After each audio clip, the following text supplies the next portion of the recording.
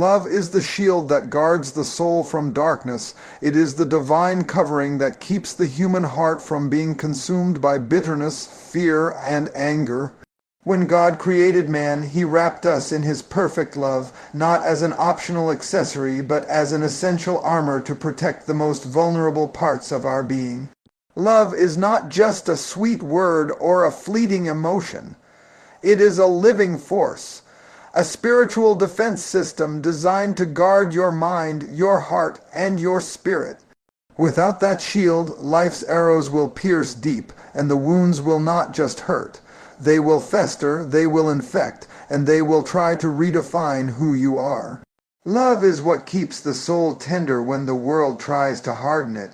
It is what whispers hope when everything else screams despair. It is what turns enemies into brothers and strangers into family. Love is the one thing that darkness cannot imitate, because true love comes from God, and every time it is present, darkness is forced to retreat. When you are covered by love, your response to offense changes. The shield of love absorbs the impact of the insult so it doesn't settle in your spirit. It deflects the jealousy, the betrayal, the rejection, because you know who you are in Christ and you know whose you are. The enemy tries to plant seeds of anger, unforgiveness, and revenge, but they cannot grow in a heart that is saturated with love. Love will not allow the soil of your spirit to become fertile ground for evil intentions. It creates boundaries not just for others, but for your own thoughts and actions, keeping you aligned with the will of God even when you are under attack. Love doesn't just guard you from what others do, it guards you from what you could become.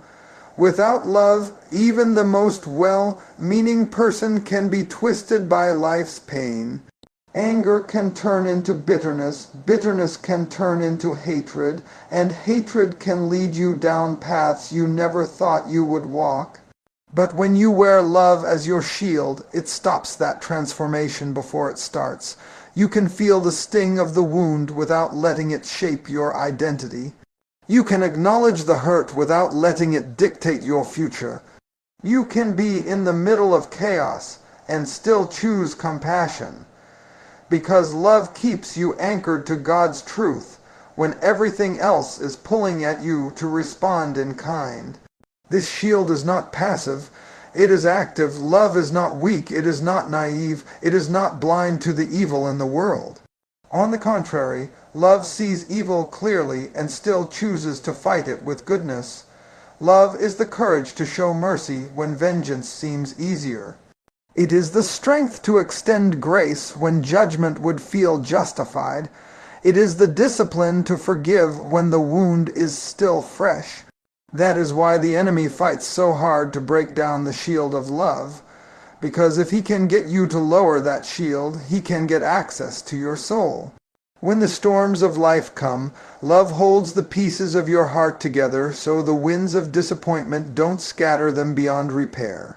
When people lie on you, walk away from you, or try to tear you down, love whispers, "You are still mine, you are still chosen, you are still worth it."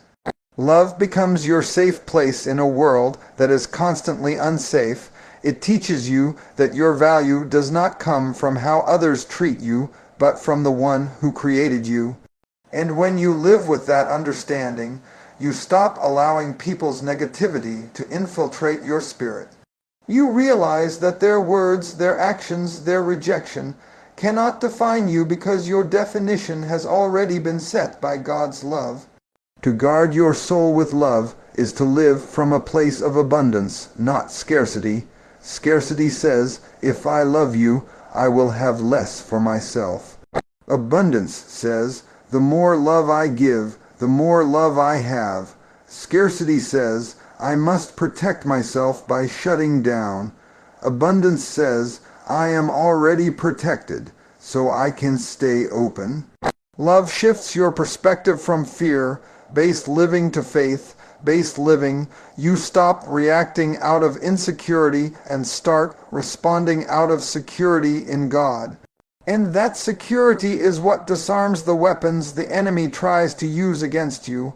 Love as a shield is not a one-time choice, it is a daily decision.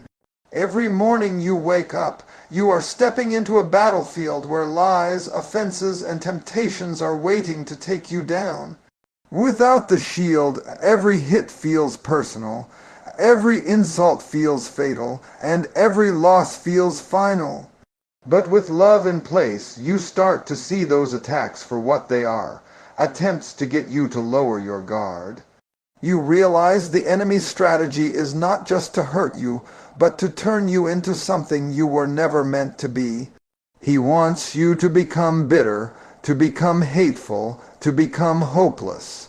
But love won't let him have that victory. There will be moments when holding up that shield feels exhausting. There will be times when the attacks keep coming and your arms feel weak. That's when you remember that love is not powered by your strength alone. It is fueled by God's Spirit within you. You are not just holding up love, love is holding you up. It is keeping you from collapsing under the weight of what you're going through. It is giving you the endurance to keep standing when you feel like sitting down, the courage to keep moving when you feel like giving up. And every time you keep that shield up, you frustrate the plans of the enemy because you refuse to let his darkness enter your heart. The more you choose love, the stronger your shield becomes. Every time you forgive, you add another layer to that defense. Every time you choose to speak life instead of death, you reinforce the barrier. Every time you pray for someone who hurt you, you make it harder for the enemy to penetrate your spirit. Love doesn't just protect you from others, it protects the purity of your own heart so you can keep living in alignment with God's purpose. Even in moments when you don't feel like loving, even when your flesh screams for retaliation, the shield of love reminds you of who you are and whose you are. It keeps you from stepping out of character just to win an argument or prove a point. It guards you from becoming a reflection of the very thing you're fighting against. Because the truth is, the greatest victory you can have over darkness is not to defeat it on its own terms, but to refuse to let it change you from the inside out. Love is the shield that allows you to walk through a world full of hate without letting hate walk into you. It allows you to face betrayal without becoming a betrayer, to endure rejection without rejecting yourself, to confront evil without letting evil find a home in your heart. And when you live with that kind of love as your shield, you become untouchable in the spirit, because no weapon formed against you can prosper when your heart is fully covered by the love of God. Absence of love creates a vacuum that evil is eager to fill, because the human heart was never designed to live empty. God made us to be vessels, and vessels are always meant to be filled. If love is not present, something else will take its place, and that something else will not be neutral. An empty heart is like an abandoned house. If it's not occupied by its rightful owner, intruders will move in. When love is gone, fear creeps in. When love is missing, bitterness begins to spread. When love is withheld, resentment takes root and starts to twist the way we see ourselves, the way we see others, and the way we see God. The absence of love does not leave you untouched. It leaves you vulnerable, exposed, and open to things you never intended to allow in. When you take love out of a home, you don't just get silence, you get arguments, hostility, and distance. When you take love out of a community, you don't just get indifference. You get division, envy, and violence. And when you take love out of a soul, you don't just get emptiness, you get despair, hopelessness, and darkness. The devil is opportunistic. He doesn't waste a vacancy. The moment love is gone, He sends in a replacement hatred disguised as self-protection, greed disguised as ambition, cruelty disguised as strength. Evil thrives in places where love has been evicted. Because there is nothing left to guard the door, people often think that if they stop loving, they are simply shutting themselves off from pain. They believe that withholding love will protect them from rejection, betrayal, or disappointment. But what they don't realize is that in trying to avoid hurt, they are opening the door to something far more destructive. A heart that stops loving doesn't stay still. It becomes a breeding ground for suspicion, for cynicism, for selfishness. The walls you build to keep others out can quickly become the prison walls that keep you locked in. And in that isolation, evil whispers louder and louder until it becomes the only voice you hear. This is why the absence of love is so dangerous. It is never just nothing. In the spiritual realm, nothing is neutral. Every space is claimed by something, and if it's not claimed by love, it will be claimed by something else. Think about a field left unattended. If you don't plant seeds, weeds will grow. You don't have to intentionally plant weeds. They come naturally when the ground is neglected. In the same way, you don't have to invite evil in directly. If you leave your heart unguarded by love, it will naturally attract what is destructive. Darkness doesn't wait for permission. It waits for opportunity. When love is missing, our perception of life changes. We start to see people as threats instead of allies, as obstacles instead of partners. We interpret kindness with suspicion, generosity with doubt, and correction with offense. Without love, we stop giving the benefit of the doubt, and we start assuming the worst. That shift in perspective doesn't just affect how we treat others. It changes who we become. Because the more we expect evil from people, the more we begin to mirror the very evil we fear. Love is the filter that keeps our vision clear, and when that filter is gone, the image of the world becomes distorted, and our responses become corrupted. The absence of love is also where wounds become permanent. Love is the healing balm that closes the cuts of life. Without it, the hurt just sits there, exposed to infection. Unhealed wounds turn into lifelong grudges, unresolved pain becomes generational patterns, and offenses become identities. A child who grows up without love often becomes an adult who struggles to give it. That vacuum gets carried forward, passed down, and multiplied until entire families, communities, or even nations are marked by cycles of distrust and hostility. Evil doesn't just fill the vacuum for a moment. It settles in, decorates the place, and plans to stay. You can see this truth in everyday life. When a marriage loses love, it quickly gains resentment. When friendships lose love, they gain competition. When workplaces lose love, they gain backstabbing and division. Evil doesn't always show up with horns and a pitchfork. It can show up as gossip, cold shoulders, power struggles, and silent grudges. It can show up as greed in leadership, cruelty in relationships, or dishonesty in business. These things flourish where love has been absent because there is nothing left to check them, challenge them, or cast them out even in your personal life. The absence of love can cause you to sabotage yourself. You start making choices from a place of emptiness instead of fullness. You chase approval instead of purpose. You measure your worth by accomplishments, possessions, or relationships instead of by God's truth. That vacuum pulls you toward things that promise to fill you, but ultimately drain you even more. Without love as your anchor, you drift toward addictions, toward toxic connections, toward self-destructive behaviors because you're searching for something to take the place of what's missing.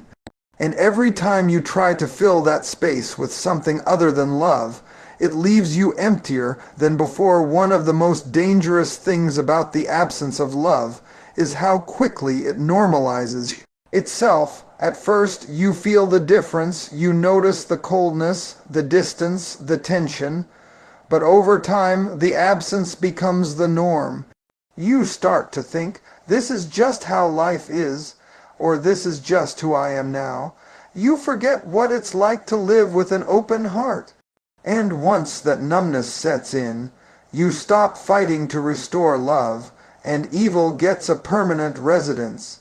What was once a temporary vacancy becomes a long-term lease, and before you realize it, you have built a life where love feels foreign and distrust feels natural. The truth is, love is not just a luxury, it is a necessity for survival, for sanity, for spiritual stability.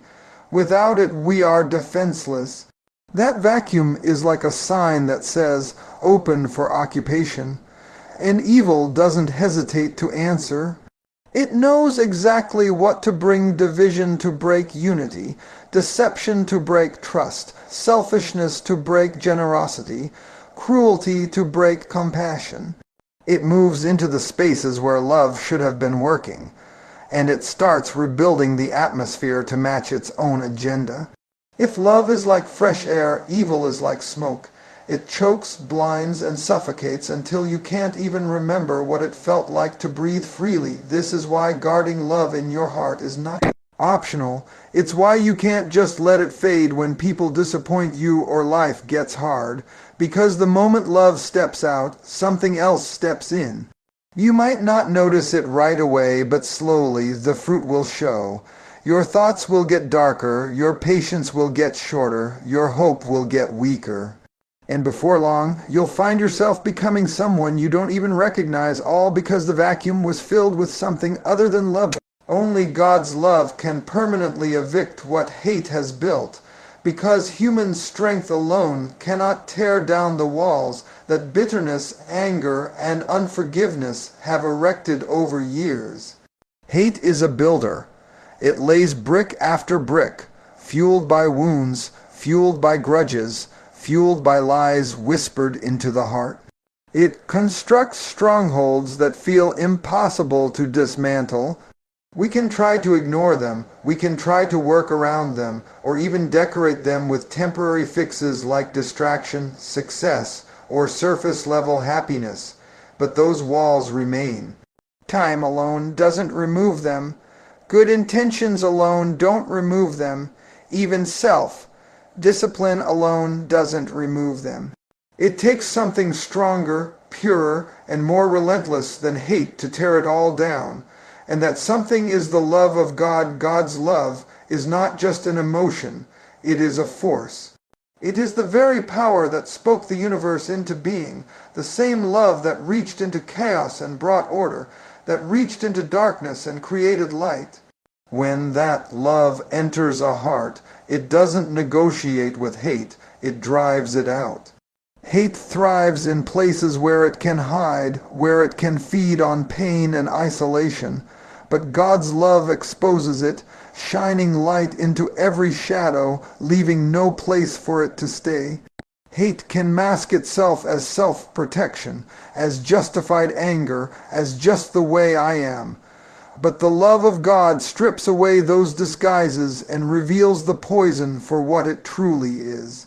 And once you see it clearly, you cannot unsee it. You cannot continue to coexist with it. The love of God will not allow you to the reason. God's love is the only force that can permanently evict hate, is because it addresses the root, not just the surface. Hate is not always born in moments of rage. It is often born in moments of deep hurt. That hurt becomes a wound, and when left untreated, it festers into something toxic. We can try to change our behavior, try to speak more kindly, try to be the bigger person, but if the wound is still there, the infection will spread again. God's love doesn't just put a bandage over the wound. It goes deep, cleansing the infection, healing the tissue, restoring what was damaged. And when the wound is healed, hate has nothing left to feed on. Some people fear letting go of hate because they think it's the only thing holding them together. They've carried it for so long that it feels like part of their identity. It feels like the thing that keeps them strong, that keeps them from being hurt again. But hate is a liar. It promises protection, but it actually makes you weaker, because it consumes your energy, your joy, and your peace. God's love offers a different kind of strength, the kind that frees you from the need to constantly defend yourself. The kind that allows you to walk into any room, face any person, live in any situation without being controlled by what they did or said. That freedom is not found in holding on to hate. It's found in letting God's love push it out. Hate often builds its home in the heart by making us replay old offenses, relive old conversations, and rehearse all the ways we've been wronged. It builds resentment like furniture in a house, arranging it until it feels comfortable, until it feels normal. But God's love comes in and starts moving everything around. It removes the bitterness from the living room, replaces the resentment in the kitchen with gratitude, clears the unforgiveness out of the bedroom, and replaces it with peace. It changes the entire atmosphere of your heart until the environment that hate once thrived in no longer exists. Hate cannot stay where the air is saturated with love. The eviction that God's love brings is not temporary because it doesn't just deal with the hate itself. It changes the locks on the doors of your heart. It doesn't just drive hate out. It prevents it from coming back. The Bible says that perfect love casts out fear, and fear is often the foundation that hate is built on. When you remove fear, fear of being hurt, fear of being overlooked, fear of being powerless, you remove one of hate's main entry points. God's love fills those empty places with security, identity, and purpose. And once you are secure in His love, the enemy cannot use the same old lies to sneak hate back, and sometimes we think we can remove hate by simply deciding to be more loving toward people. But if we try to do that without first receiving God's love for ourselves, it will be exhausting and unsustainable. You cannot pour out what you have not received. You cannot give away what you don't believe you deserve. When you let God's love fill you completely, loving others becomes a natural overflow, and in that overflow, hate loses its power. Not because you are forcing yourself to be kind, but because kindness has become who you are. The transformation is from the inside out, and that is why it lasts. When God's love evicts hate, it doesn't just change your emotions, it changes your memory. You may still remember what happened, but you will no longer feel bound by it. You will remember the pain, but it will no longer control your choices. You will remember the betrayal, but it will no longer dictate your relationships. That's because God's love doesn't erase your past. It redeems it. It turns wounds into testimonies, scars into stories of victory. It transforms the very thing hate tried to use to destroy you into a weapon you can use against the kingdom of darkness. Now, instead of your story fueling bitterness, it fuels hope for others who are still trapped in it. God's love also teaches you how to maintain the eviction. The enemy will try to revisit, try to remind you of old hurts, try to get you to reopen the door. But when you are anchored in love, you recognize his tactics for what they are. You learn to stop rehearsing pain and start rehearsing promises. You learn to stop dwelling on offense and start dwelling in the presence of God. And as long as you remain in that place, hate cannot move back in, because the space is already taken. Your heart is fully occupied by the one who paid the price to claim it. This is why nothing else works as a permanent solution. Counseling can help identify the problem, time can dull the pain, success can distract from it for a while. But only God's love transforms the core of who you are so completely that hate has no place to land. It doesn't just take out the trash, it remodels the entire house. It doesn't just push out the darkness, it installs light that never goes out. That is why once His love has truly filled a heart, the eviction of hate is final because the landlord himself has taken residence.